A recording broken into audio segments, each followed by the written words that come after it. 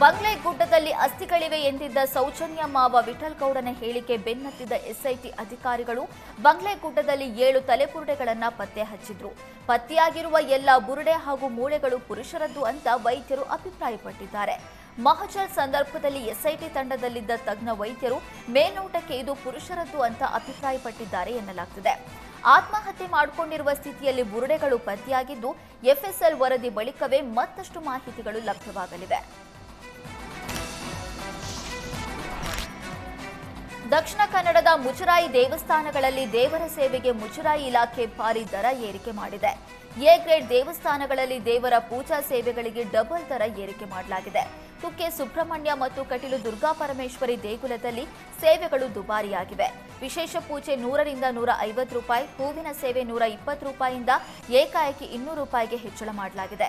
ಇನ್ನು ಕುಕ್ಕೆಯಲ್ಲಿ ಆಶ್ಲೇಷ ಪೂಜೆ ದರ 400 ರೂಪಾಯಿಯಿಂದ 500 ರೂಪಾಯಿ, ನಾಗಪ್ರತಿಷ್ಠೆಯ ದರವು 400 ರೂಪಾಯಿಯಿಂದ 500 ರೂಪಾಯಿಗೆ ಹೆಚ್ಚಳ ಮಾಡಿ ಮುಜರಾಯಿ ಇಲಾಖೆ ಆದೇಶ ಹೊರಡಿಸಿದೆ. ಉತ್ತರ ಕರ್ನಾಟಕದ ಯೂಟ್ಯೂಬರ್ ಕ್ವಾಜಾ ವಿರುದ್ಧ ಲವ್ ಜಿಹಾದ್ ಆರೋಪ ಕೇಳಿಬಂದಿದೆ. ಕ್ವಾಜಾ ಮುಸ್ಲಿಂ ಆಗಿ ಹಿಂದೂ ಯುವತಿಯ ಮದುವೆಯಾಗಿದ್ದಾನೆ. ವಿಡಿಯೋಗಳಲ್ಲಿ ಹಿಂದೂ ಧರ್ಮಕ್ಕೆ ಅವಮಾನ ಮಾಡಿದ್ದಾನೆ. ಹಿಂದೂ ಯುವತಿಯನ್ನ ಟಾರ್ಗೆಟ್ ಮಾಡ್ತಿರೋದಾಗಿ ಆರೋಪ ಕೇಳಿಬಂದಿದೆ. ರೀಲ್ಸ್ನಲ್ಲಿ ಹಿಂದೂ ಧರ್ಮಕ್ಕೆ ಅಪಮಾನ ಮಾಡಿದ್ದಾನೆ ಅಂತ ಧಾರವಾಡ ಗ್ರಾಮೀಣ ಠಾಣೆಯಲ್ಲಿ ಬಜರಂಗದಳ ಕಾರ್ಯಕರ್ತರು ದೂರು ನೀಡಿದ್ದಾರೆ. ದೂರು ದಾಖಲಿಸಿಕೊಂಡಿರುವ ಧಾರವಾಡ ಪೊಲೀಸರು ಕ್ವಾಜಾ ಪತ್ನಿ ಗಾಯತ್ರಿ ವಿಚಾರಣೆ ನಡೆಸ್ತಾ ಇದ್ದಾರೆ. ಕೊಪ್ಪಳದ ಲೋಕಾಯುಕ್ತ ಡಿವೈಎಸ್ಪಿ ವಸಂತ್ ಕುಮಾರ್ ದಿಢೀರ್ ವರ್ಗಾವಣೆ ಮಾಡಿ ಆದೇಶ ಹೊರಡಿಸಲಾಗಿದೆ. ಕಳೆದ 2 ದಿನಗಳ ಹಿಂದಷ್ಟೇ ನಗರಸಭೆ ಮೇಲೆ ಡಿವೈಎಸ್ಪಿ ವಸಂತ್ ಕುಮಾರ್ ನೇತೃತ್ವದ ತಂಡ ದಾಳಿ ನಡೆಸಿತ್ತು. 2023-24ರ ಕಾಮಗಾರಿಯಲ್ಲಿ 10 ಕೋಟಿ ಅವ್ಯವಹಾರ ಆರೋಪ ಕೇಳಿಬಂದಿತ್ತು. ಹೀಗಾಗಿ 2 ದಿನಗಳ ಹಿಂದೆ ನಗರಸಭೆ ಸೇರಿ 5 ಕಡೆ ದಾಳಿ ಮಾಡಿದ್ರು. ನಗರಸಭೆ ಮೇಲೆ ದಾಳಿ ಬೆನ್ನಲ್ಲೇ ವಸಂತ್ ಕುಮಾರ್ ದಿಢೀರ್ ವರ್ಗಾವಣೆಯಾಗಿದ್ದು ಹಲವು ಅನುಮಾನಗಳನ್ನು ಹುಟ್ಟುಹಾಕಿದೆ. ಎತ್ತಂಗಡಿ ಹಿಂದೆ ಪ್ರಭಾವಿಗಳ ಕೈವಾಡ ಇದೆಯಾ ಅನ್ನುವ ಅನುಮಾನ ಹುಟ್ಟುಕೊಂಡಿದೆ. ಪ್ಯಾಕೇಜ್ ಟೆಂಡರ್ ರದ್ದತಿಗೆ ಆಗ್ರಹಿಸಿ ಬೆಳಗಾವಿಯಲ್ಲಿ ಗುತ್ತಿಗೆದಾರರು ಪ್ರತಿಭಟನೆ ನಡೆಸಿದರು.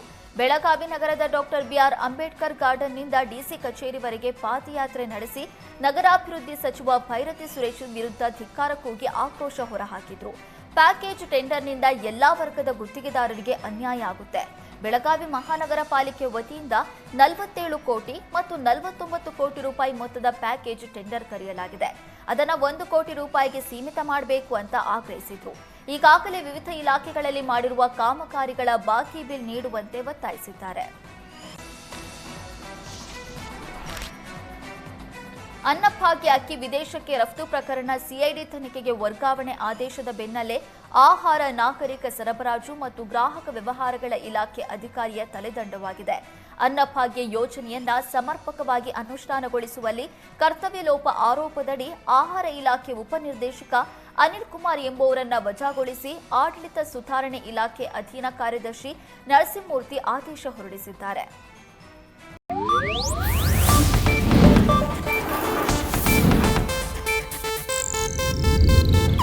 ಇದು ಏಷ್ಯಾನೆಟ್ ನ್ಯೂಸ್ ನೆಟ್ವರ್ಕ್ ಪ್ರಸ್ತುತಿ.